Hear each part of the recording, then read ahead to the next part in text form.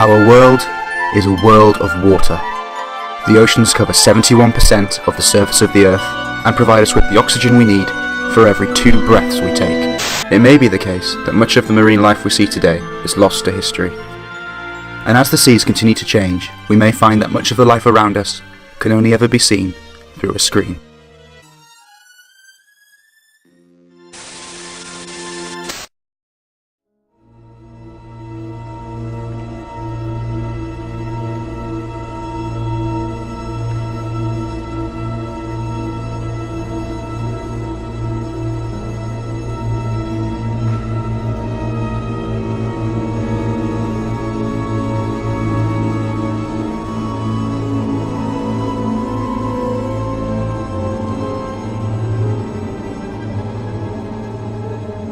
Hi, it's Emily from Bite Size Vegan, and welcome to another Vegan Nugget. The health of our oceans is absolutely vital to all life on this planet, including those of us on land. In fact, the oceans are the only reason our planet even has life. Earth's first breath of oxygen came from cyanobacteria over 2.7 billion years ago. But now, the oceans are facing total destruction from the very beings they brought to life. Humans. The collapse of our oceans will spell disaster for all life on this planet.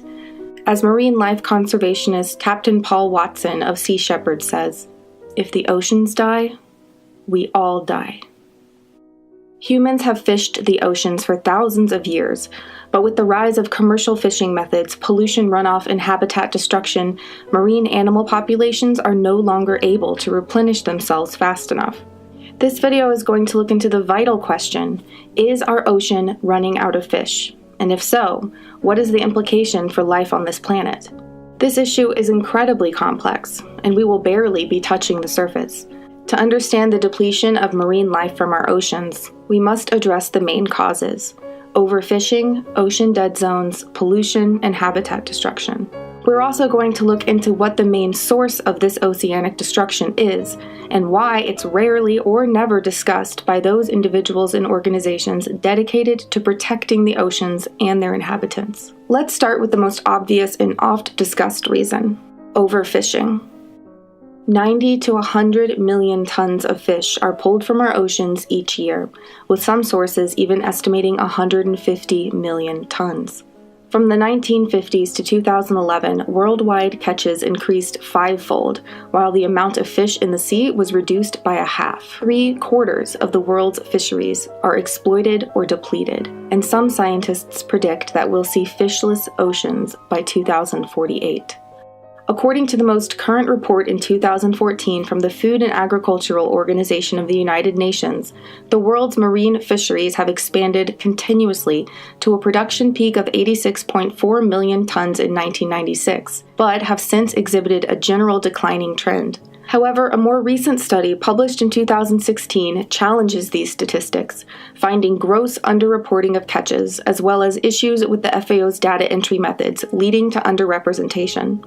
The study's creators, Daniel Pauly and Dirk Zeller, suggest that catch actually peaked at 130 million tons, rather than the FAO's 86.4 million, and has been declining much more strongly since. Their reconstruction of total catches showed a decline of over 3 times that of the reported data as presented by the FAO.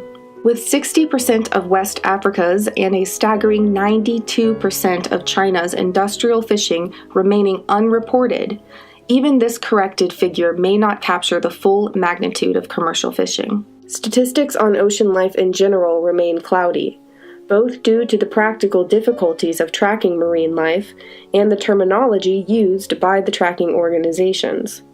In their 2012 State of the World Fisheries and Aquaculture report, the FAO found that 87.3% of fish stocks were fully exploited or overexploited. However, comparing this figure to the reports before and after is no easy feat. Between their 2010 and 2012 reports, the FAO had reduced its level of exploitation terminology from 6 to 3 categories. Now, in the most recent report from 2014, they've further clouded the issue, replacing exploited with fished, and introducing 2 vague categories termed sustainable and unsustainable levels. This terminology has the dual effect of both making the situation sound less dire and making the comparison between reports unnecessarily difficult. But when you pick through the data and unravel the terminology, the upward trend of fish stock depletion becomes clear. The bottom line is that as of the most current report from 2014 using 2011 data, less than 10% of our world's fisheries remain unexploited. It's not just the amount of fish being taken from the ocean for food that is the issue. Far more devastating are those non-target species unintentionally captured, termed bycatch, or more accurately, bykill. According to the FAO, for every 1 pound of fish caught, up to 5 pounds of unintended marine species are caught and discarded as bykill, though figures can be as high as 20 pounds of untargeted species for every pound of targeted animals killed. A report that came out just a few weeks before this video found that in select U.S. fisheries alone, bycatch in 2013 totaled approximately 689.1 million pounds. All of the industrial fishing methods used around the world come with the high cost of bycatch. One study analyzed bycatch solely from pelagic longline fishing in the Pacific Ocean. Longlining is a method which uses a main fishing line up to 100 kilometers in length, with secondary lines branching off of it, each set with hundreds of thousands of barbed baited hooks. The study found that 4.4 million non-targeted marine animals are killed as bycatch due to pelagic longline fishing in the Pacific Ocean every year, including on average 3.3 million sharks, 1 million marlins, 59,000 sea turtles, close to 77,000 albatrosses, and almost 20,000 dolphins and whales. Trawling, the primary method used for shrimp, is often referred to as the ocean equivalent of clear-cutting rainforest, with 80 to 98% of unintended catches being thrown back into the sea, dead. It's estimated that 650,000 marine mammals, including whales, dolphins, and seals, are killed or seriously injured every year by commercial fisheries outside the United States. Because of this, almost every foreign fish product sold in the United States enters the U.S. market in violation of federal law, namely the Marine Mammal Protection Act, which has remained pitifully unenforced for over 40 years. With 90% of all seafood consumed in the United States coming from foreign sources, this means that the American seafood industry has a large hand in devastating marine mammal populations while grossly violating its own federal law. The mechanical method used for fishing isn't the only issue. There's also the method of species targeting. Humans tend to go after the biggest fish first until they are no longer available. Then they move on down the chain, a process marine biologist Daniel Pauly termed fishing down marine food webs. The removal of apex predators leads to what's called trophic downgrading, where the loss of predators allows other species to grow unimpeded, upsetting the entire ecosystem.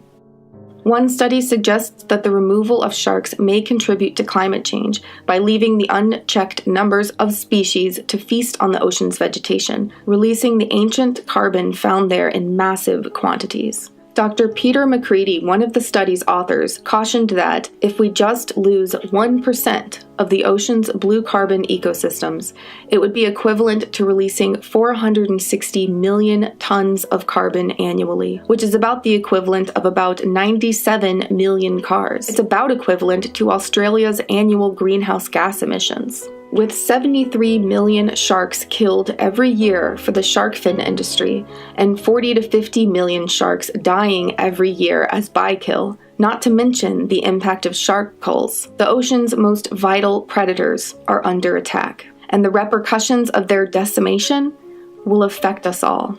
Not only do fishers move from species to species, but they will also move from area to area, decimating one before moving on to the next. For example, 33% of the European Union's seafood comes from developing nations. While overfishing is certainly the most obvious drain on the world's fish and the most talked about, it is by no means the only cause. Ocean dead zones are a huge threat to marine life. Dead zones, or hypoxic zones, are areas of the ocean where there has been such a reduction in oxygen that animal life suffocates and dies.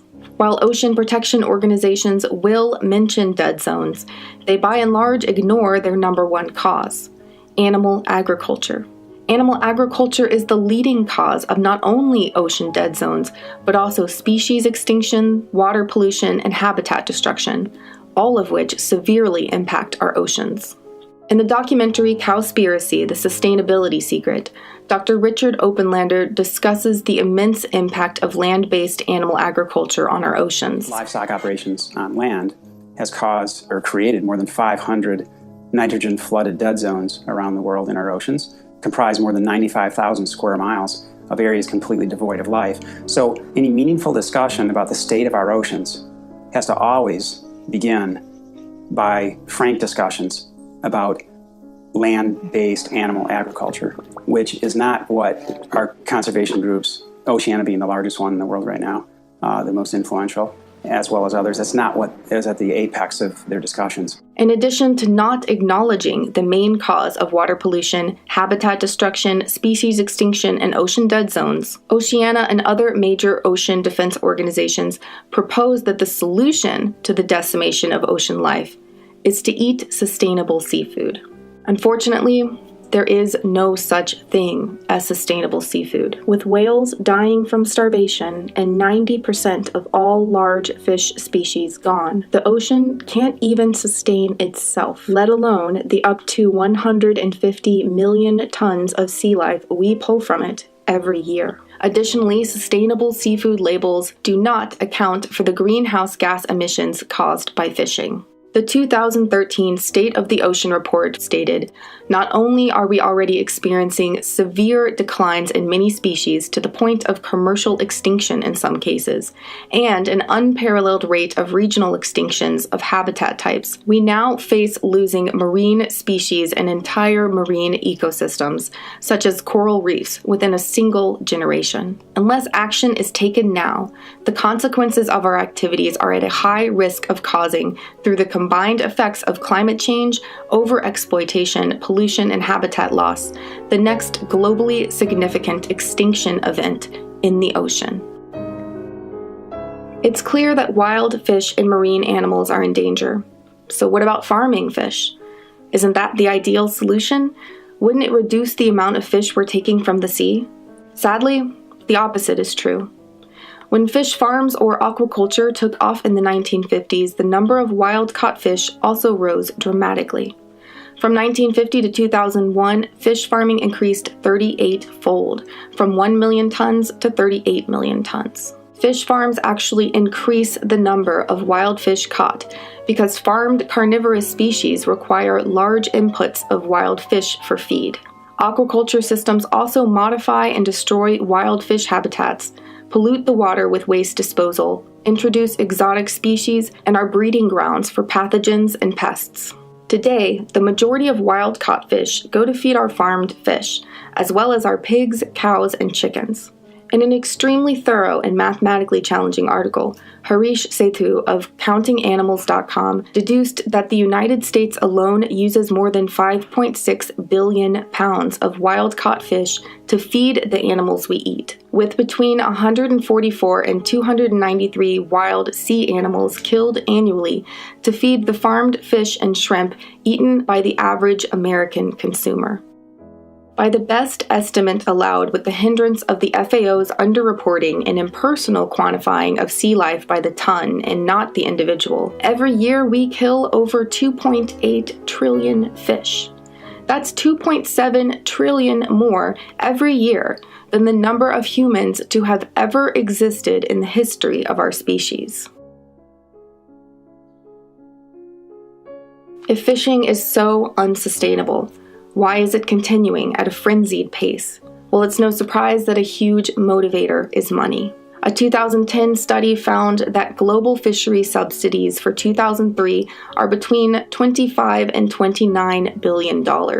These results imply that the global community is paying the fishing industry billions each year to continue fishing, even when it would not be profitable otherwise, effectively funding the overexploitation of marine resources.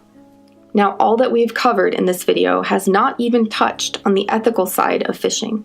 You can see my video on whether fish feel pain to look into that aspect.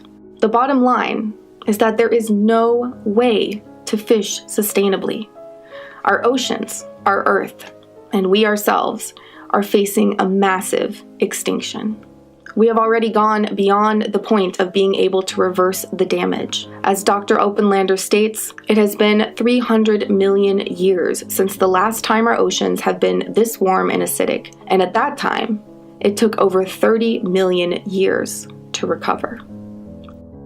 We have to stop fishing, and we have to call for the organizations charged with the duty of protecting our oceans to actually protect them, not have an active hand in their destruction by peddling a myth of sustainability. So what can you do to help? Stop eating seafood and educate others.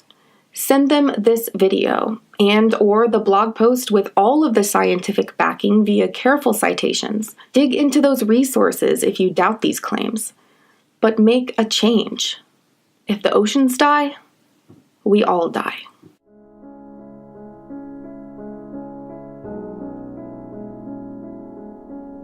This video report and the accompanying article took approximately 159 hours to produce. If you'd like to help support the creation of more free, scientifically backed educational videos, see the support link here in the sidebar and below, and join us in the Nugget Army on Patreon.